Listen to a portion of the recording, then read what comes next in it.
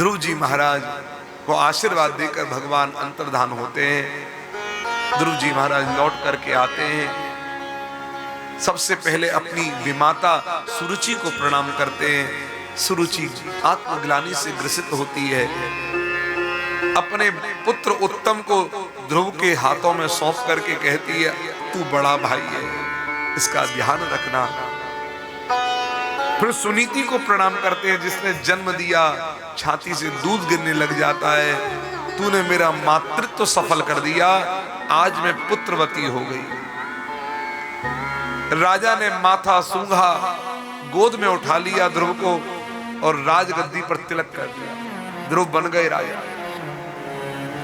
और उसके बाद में पिता भी चले गए, मां भी चली गई, सब गए भगवत धाम। ध्रुव जी के भाई उत्तम को यक्षों ने मार दिया। तब यक्षों से अपने भाई की मृत्यु का प्रतिशोध लेने के लिए ध्रुव जी महाराज चलते हैं। भयंकर युद्ध होता है और अंत में जाकर के जब ध्रुव जी महाराज वरुण को मारने को उद्यत होते हैं, महाराज कुबेर तो इधर हाथ पकड़ लेते हैं इनका। मनु जी महाराज उतर करके आते हैं, इनके बाबा स्वयंभू मनु। नायम मार्गो ही साधुना। ध्रुव, हिंसा हिंसा हिंसा ये साधुओं का मार्ग नहीं, छोड़। कुबेर ने देखा ये चाहता तो मुझे मार सकता है, लेकिन अपने बाबा की आज्ञा मानकर मुझे छोड़ता है। ध्रुव, वरदान मांग मुझसे, मैं देने को तैयार हूं। क्या चाहिए? मेरे पास ये सारा खजाना तू चाहे तो ले जा, इससे बड़ा खजाना संसार में किसी के पास नहीं। ध्रुव जी ने क्या कहा मालूम है? ध्रुव जी ने कहा, मुझे क्या नहीं चाहिए वो सुन लो, फिर बताऊंगा क्या चाहिए। धर्म न अर्थ न काम रुचि, गति न चाहूं निर्वाण। न धर्म न अर्थ न काम न मोक्ष, कुछ में रुचि नहीं है मेरी। धर्म न अर्थ न काम रुचि, गति न चाहूं निर्वाण। क्या चाहते हो? जन्म जन्म रति राम पद, यह वरदान न आन। जन्म जन्म रति राम पद, यह वरदान न आन। जन्म जन्म रति राम पद, यह वरदान न आन। जन्म जन्म रति राम पद, यह वरदान न आन। जय सिया राम, जय जय सिया राम, जय सिया राम, जय जय सिया राम। जय सिया राम, जय जय सिया राम। जय सिया राम, जय सिया राम। सबसे बड़ी जीवन का सबसे बड़ा अर्थ यदि कोई है तो भगवान की भक्ति है। यही संपत्ति है जीवन की। ये रुपया डॉलर पाउंड ये संपत्ति नहीं, ये तो भौतिक संपत्ति है, आएंगी और जाएंगी। लेकिन भगवान की अखंड भक्ति मिल जाए, इससे बड़ी संपत्ति दुनिया में कुछ नहीं। आगे चल करके ध्रुव जी महाराज ने मृत्यु के मस्तक पे पांव रख करके ध्रुव पद पाया। देवर्षि नारद की कृपा से ध्रुव पद मपियातो, भक्ति कहती यत कृपातो ध्रुवोयम। ध्रुव जी के वंश में आगे चल करके प्रथु नाम करके राजा हुआ। इनकी पत्नी अर्ची महारानी, ये लक्ष्मी नारायण के अवतार हुए। देवता पुष्पों की वृष्टि जयकार करते हैं। बोली लक्ष्मी नारायण भगवान की जय। इन्होंने खेती की परंपरा आरंभ की, जिनकी चर्चा हमने कल की है। नागरीय व्यवस्था का विभाजन किया। एक काम प्रकरण है, कोई भी चीज आपको चाहिए वो धरती देगी। ये धरती माता है। एक भी ऐसी चीज नहीं जो धरती से उत्पन्न नहीं होती है। मेरे देश की धरती सोना उगले उगले हीरे मोती, मेरे देश की धरती, ये वो धरती है। ये काम प्रकरण है, सारी कामनाओं को पूर्ति करने वाला प्रकरण है। और इसके बाद में आगे चल करके इन्हीं के वंश में प्राचीन बरही नाम करके राजा हुए, जिन्होंने यज्ञ में बहुत सारे यज्ञ किए। चारों तरफ कुशा ही कुशा बिछा दी। इतने यज्ञ किए, धरती पूरी कुशाओं से छा गई, आच्छादित हो गई। लेकिन इन्होंने यज्ञ में पशुओं की बलि चढ़ाई, जो कि कल्याणकारी सात्विक यज्ञ नहीं करते। देवर्षि नारद ने पुरंजन उपाख्यान सुना करके इनकी हिंसा का प्रायश्चित कराया, इन्हें आत्मबोध कराया, और उसके बाद में प्राचीन बरही के प्रचेता पुत्र हुए। प्राचीन बरही भगवत धाम गए, प्रचेताओं ने वार्षी कन्या से विवाह किया तब के बाद में, जिनसे दक्ष की उत्पत्ति हुई। देवर्षि नारद ने बड़ा सुंदर एक उपदेश किया, भगवान की प्रसन्नता का बहुत बढ़िया उपाय बताया। 3 काम जीवन में कर लें तो भगवान प्रसन्न हो जाएंगे। एक तो प्राणी मात्र पर दया करना सीखें, दया ये आ जाए, दया सर्वभूतेषु, और जो मिल जाए उसमें संतुष्ट रहे, संतुष्टिया येन केनवा। और तीसरा, हमारी जो इंद्रियां हैं इनको नियंत्रण में ले लें, सर्वेंद्रियोपशांत्या च। ये 3 जीवन में सूत्र मिल गए तो तुष्यत्याशु जनार्दन, भगवान जनार्दन प्रसन्न हो जाएंगे। 5वें स्कंद में भूगोल, खगोल और नरकों का वर्णन किया गया, और 6वें स्कंद में भगवान नाम के आभास की महिमा का वर्णन, जिसको नामाभास की महिमा है। अपने घर में गूगल बाबा से सर्च करके बच्चों के नाम रखने वालों को हम सावधान करना चाहते हैं। गूगल बाबा से बच्चों के नाम सर्च करके ना रखें, बल्कि जीवन में गुरुजी के चरणों का आश्रय लेकर के फिर अपने बच्चों के नाम रखें। गूगल बाबा ने, कारण गूगल में सब डेटा सही होंगे इसकी गारंटी नहीं। Just for example, you can search one name, Abhyaan. Abhyaan. You can search it either now or later. Avyan का अर्थ बड़ा बढ़िया दे रखा है ना? God of perfection, no imperfection. ठीक। अब सबसे बड़ी बात है, गणेश जी का नाम अव्यान कहां है, पहले तो ये ढूंढे।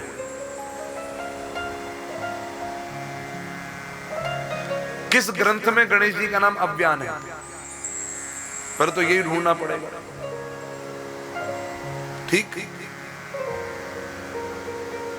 हमें नहीं मिला, हमें नहीं मिला।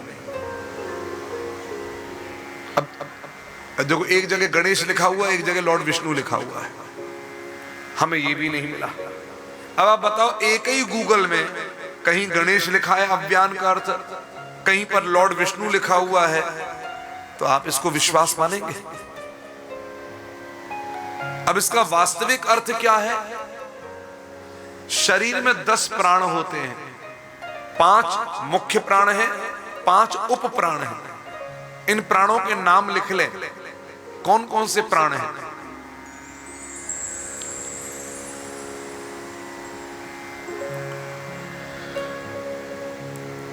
पान, अपान, व्यान, उदान, समान, ये 5 तो मूल प्राण हैं। पान, अपान, व्यान, उदान और समान, और 5 उप प्राण हैं, नाग, कूर्म, कृकल, देवदत्त और धनंजय। इस प्रकार से ये 10 प्राण हैं। ठीक। अगर हम कहें, एक शब्द है ज्ञान, एक शब्द है ज्ञान, ज्ञान के आगे अ अक्षर लगा दें तो क्या हो जाएगा? क्या हो जाएगा? अज्ञान। यही तो होगा। तो अज्ञान और ज्ञान में क्या अंतर है? बोले ज्ञान का उल्टा अज्ञान है। ठीक।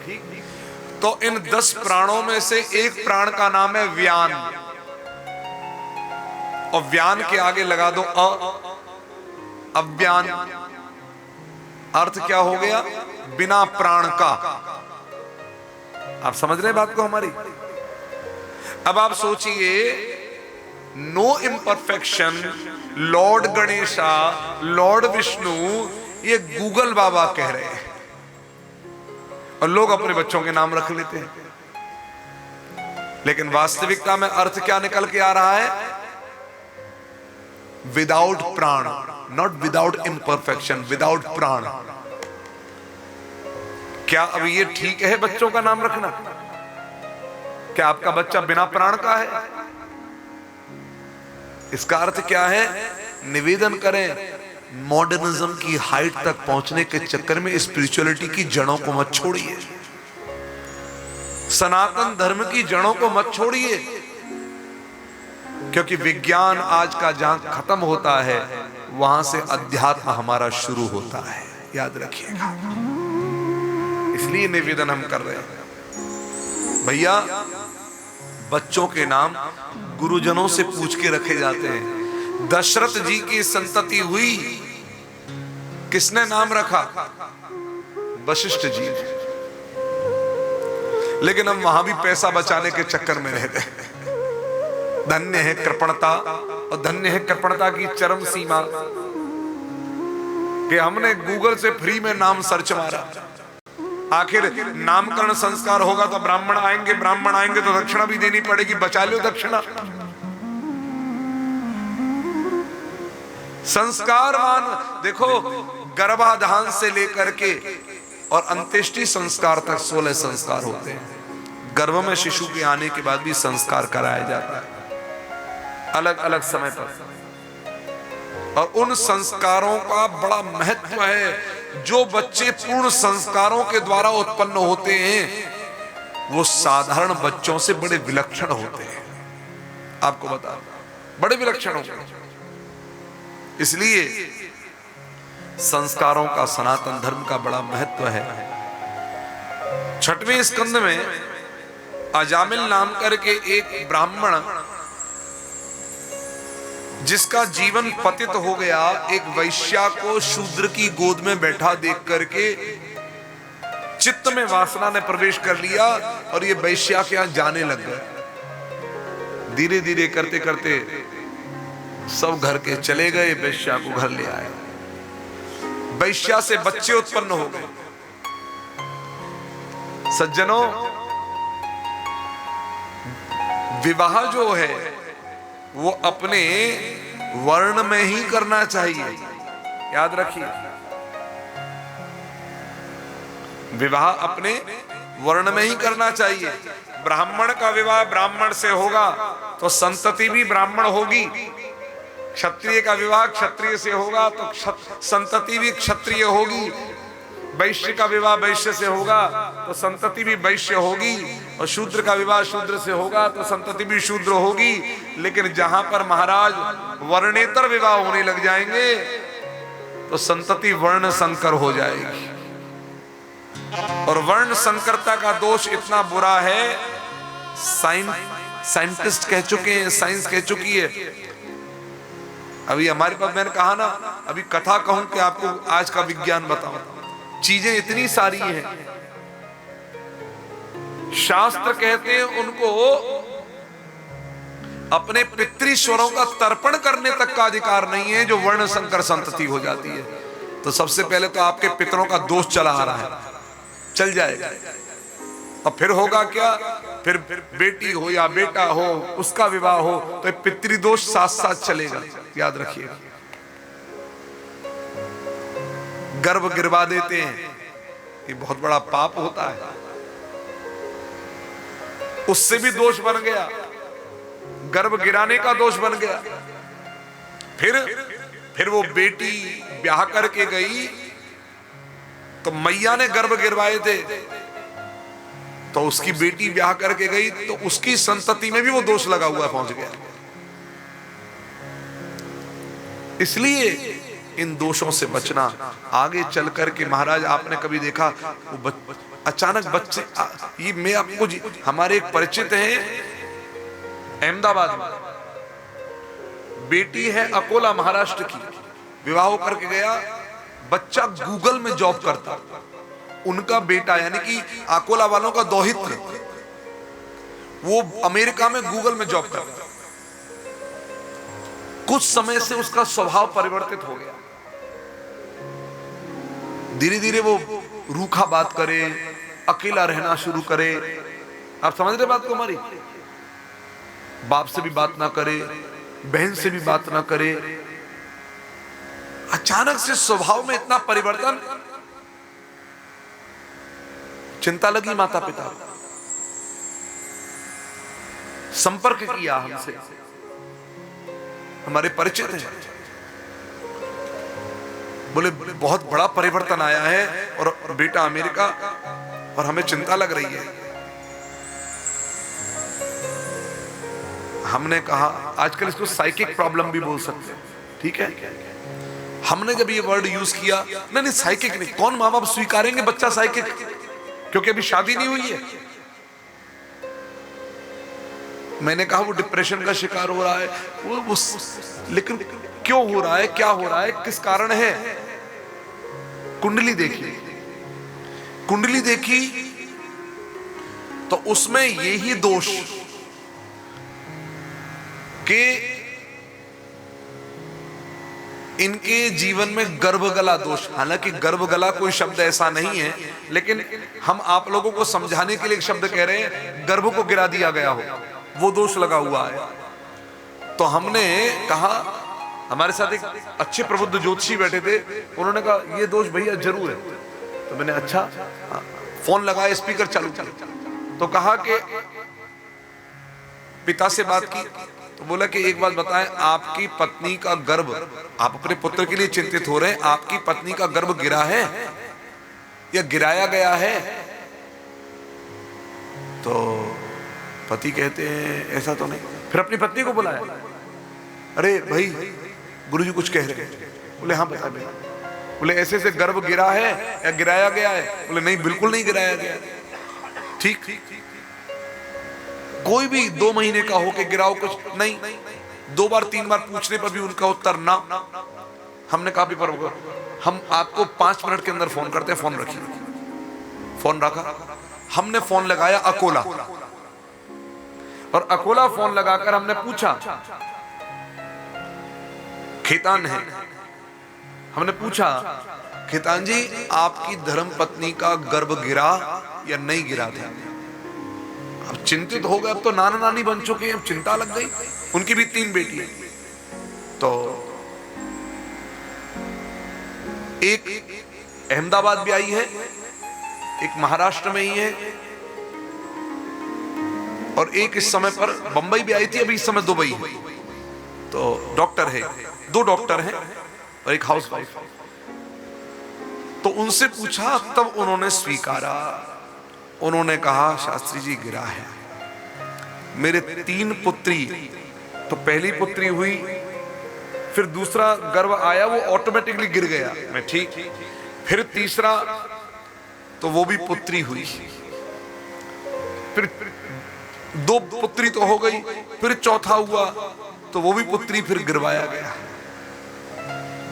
तो ऐसे करते करते और फिर लास्ट में जाकर फिर एक पुत्री हुई, उसको अंत में नहीं गिरवाया। ऐसे 2 और 3 गर्भ एक गिर गया, 2 गिरवा दिए गए। मैंने कहा ठीक अब रखिए, तुरंत फोन लगाया। हमने कहा कि आपकी ससुराल में आपकी सास का गर्भ गिरा हुआ है और वो दोष आपके पुत्र तक चला हुआ आ गया है और उसकी कुंडली में शो कर रहा है। तब बेटी ने बात करी, सारी बात पता लगी। अब आप सोचिए, ये मैं आपको बहुत ऐसी चीज बोल रहा हूं जैसे कई बार डायबिटीज जो है वो भी वंशानुगत हो जाती है, ऐसे ही अपने बड़ों के किए हुए कर्म भी हमारे साथ साथ उसका अंश हमारे जीवन में चला आता है। इसलिए बचना चाहिए हमको इस प्रकार के पापों से। नारायण बोलो, भक्तवत्सल भगवान की जय। तो अजामिल का जीवन पतित हो गया, वैश्या को घर में लेकर आ गया, इससे संतान उत्पन्न हो गई। एक बार एक संत आते हैं और संत ने जब देखा, उनको सारी बात पता लगी, बड़े दुखी हुए। उन्होंने कहा इसका त्याग कर दे, आसक्ति के कारण अजामिल त्याग नहीं कर पाता। तब कहते हैं इसका जो पुत्र हो उसका नाम तू नारायण रख देना। ठीक। अब तो अजामिल के जब संतति हुई, उस बालक का नाम नारायण रखा और चलते फिरते उठते बैठते सोते जागते नारायण नारायण नारायण नारायण। नारायण को जगाओ, नारायण को सुलाओ, नारायण को खिलाओ, नारायण को विद्यालय भेजो पढ़ने के लिए, नारायण को बुलाओ, नारायण के साथ भोजन करेंगे। बार बार भगवान का नाम निकले। परिणाम क्या हुआ? परिणाम ये हुआ कि मृत्यु का जब समय आया, यम की दूतों ने पाश डाली गले में और उसी समय आवाज लगाई, पुत्र नारायण, पुत्र नारायण, दूरे क्रीडन का सक्तम पुत्रम नारायण वयम। बच्चा दूर खेल रहा है और पुत्र नारायण कहा। नारायण के पार्षद आ गए, यमदूतों की पाश काटी है, संवाद हुआ, अंत में मारा मारी हुई। नारायण के पार्षदों ने यमदूतों में मारा है और यमदूत वहां से गए। यमराज से कहा, यमराज ने कहा लेकर आए, बोले नहीं लाए। बोले क्यों? बोले दूत कहे हे नाथ नियम हमको बतलावे, जाए न किन के पास पकड़ किन को हम लावे। धर्मराजियों कहे नाम हरि जी न उचारे, धर्मराजियों कहे नाम हरि जी न उचारे।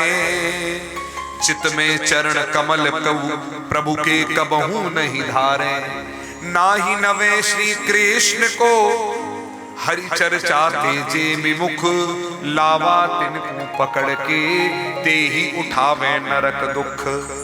धर्मराज कहते हैं जो हरि का नाम उच्चारण नहीं करते अपनी वाणी से, अपने चित्त में भगवान के चरण कमल का कभी ध्यान नहीं धरते हैं, श्री कृष्ण के चरणों में उनका मस्तक झुकता नहीं है, भगवान की कथा चर्चा वे सुनते नहीं है, ऐसों को पकड़ करके तुम लेकर आ जाना। लेकिन जो भगवान के नाम लेते हैं, भगवान का चित्त में अपने ध्यान करते हैं, भगवान के चरणों में मस्तक झुकाते हैं और भगवान की कथा सुनते हैं, उनको लेकर के कभी मत आना। तो कहा महाराज एक बात बताएं, भगवान की कथा सुनते हैं उनको लेकर के नहीं आवे, लेकिन भगवान की कथा में जो सोते हैं उनको लावे के नहीं लावे। ये बड़ी विलक्षण बात है। तो कहा कि भैया भगवान की कथा सुने उसे तो लेकर के मत आओ, लेकिन भगवान की कथा में सोता भी हो तो उसे भी छोड़ दो, लेकर मत आओ। बोले क्यों? बोले सो रहा है तो सो रहा है, कम से कम बैठे बैठे श्रोताओं की संख्या में तो वृद्धि कर ही रहा है, बिगाड़ क्या रहा है तुम्हारा? तो सोने वालों का भी कल्याण है और कथा सुनने वालों का भी कल्याण है। लेकिन कुछ तो जाएगा ही। और मैं कहता हूं वाइब्रेशंस तो काम करेंगे ही करेंगे। और एक चीज बताऊं, दुनिया का थका हुआ कथा में आकर सोता है, लेकिन अगर एक बार भी कथा में जाग गया ना, तो जीवन में फिर कभी भी मोह की नींद में सो नहीं पाएगा, भगवान की भक्ति के आनंद में रह जाएगा। जगाने की बात है, यहां पर आंख खुले हुए भी सो रहे हैं और आंख बंद भी सोते हैं। बस बात है एक जागृति की, सिर्फ एक जागृति की। एक बार वो जागृति हो गई, आहा, फिर तो कहना क्या, जीवन बदल गया। भैया भगवान के नाम के आभास की महिमा बताई है। भगवत धाम अजामिल चला गया। जब भगवान के नाम का आभास ऐसा है तो भगवान के नाम की महिमा कैसी होगी, जरा विचार करो। बोलो भगवान नाम की जय। और उसके बाद इंद्र जो है अपने गुरुदेव का अपमान कर बैठता है, गुरुदेव का शाप लग जाता है, गुरुदेव अंतर्धान हो जाते हैं। बृहस्पति इंद्र ने त्वष्टासुर के पुत्र विश्वरूप को पुरोहित बना लिया। विश्वरूप ने नारायण कवच देवताओं को, इंद्र आदि को पहना दिया और उसके बाद यज्ञ करने लगे तो कहते हैं इंद्राय स्वाहा इदम इंद्राय नमः, कुबेराय स्वाहा इदम कुबेराय नमः। लेकिन धीरे से आहुति देते हैं बलये स्वाहा नमुचये स्वाहा। ये किसके लिए आहुति दे रहे हैं? दैत्यों के लिए, राक्षसों के लिए। क्यों? इनके नाना मामा राक्षस है। त्वष्टासुर के पुत्र जो विश्वरूप है, इसके नाना मामा राक्षस है। तो कहा देवताओं को तो बलवान करें, लेकिन अपने नाना मामा को कमजोर कैसे रहने देंगे? इंद्र ने देख लिया, कई बार समझाया, नहीं माने। तब अंत में जाकर इंद्र ने इनकी गर्दन काटी है। ब्रह्म हत्या लग गई। 4 भागों में ब्रह्म हत्या बांटी है। कौन कौन से? धरती, बंजर भूमि, ब्रह्म हत्या। वृक्ष, गोंद निकलता है वृक्षों में, ब्रह्म हत्या। माताएं गोंद के लड्डू बना बना के बहुत खाती हैं, लेकिन शास्त्रों में इसको ब्रह्म हत्या माना गया है, इसलिए भगवान के भोग में निषिद्ध है, इसका सेवन निषिद्ध बताया गया है। और तीसरा, नदी, नदियों में जो सफेद सफेद झाग आता है, फेन आता है, वो ब्रह्म हत्या है, उस पर स्नान नहीं करना चाहिए। और चौथा है स्त्रियां, इनमें जो मासिक धर्म आता है, इस समय पर नारी का स्पर्श निषिद्ध बताया गया। अब आज के समय पर इसको कितना विज्ञान से जोड़ लो, हमने इसके लिए अपनी तरफ से एक वक्तव्य भी जारी किया है, फेसबुक पर उपलब्ध है। क्यों? एक वो भी समय होता था जब नारी मासिक धर्म से होती थी तो अपने कक्ष से बाहर नहीं आती थी, स्पर्श नहीं करती थी किसी चीज को। और आज कोई चीज छुए बिना रह नहीं पाती, सब छू रही है। इस समय की मर्यादाओं को समझें। हमारे यहां पर स्पर्शा स्पर्श का, शौचा शौच का विचार है शास्त्रों में।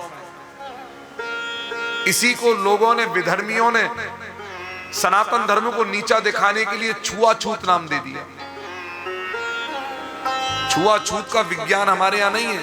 शौचा शौच, स्पर्शा स्पर्श का विचार है। कब स्पर्श करना चाहिए, कब नहीं करना चाहिए, किस अवस्था में स्पर्श करें, किस अवस्था में न करें। कोरोना काल ने तो हमको ये सब सिखाया कि नहीं सिखाया?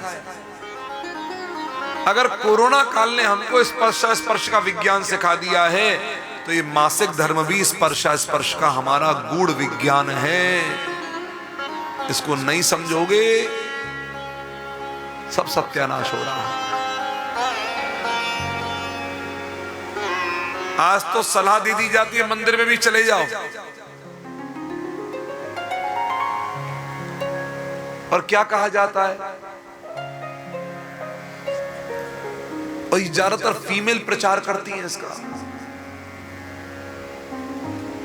एक तथाकथित कथावाचिका ने खूब प्रचार किया।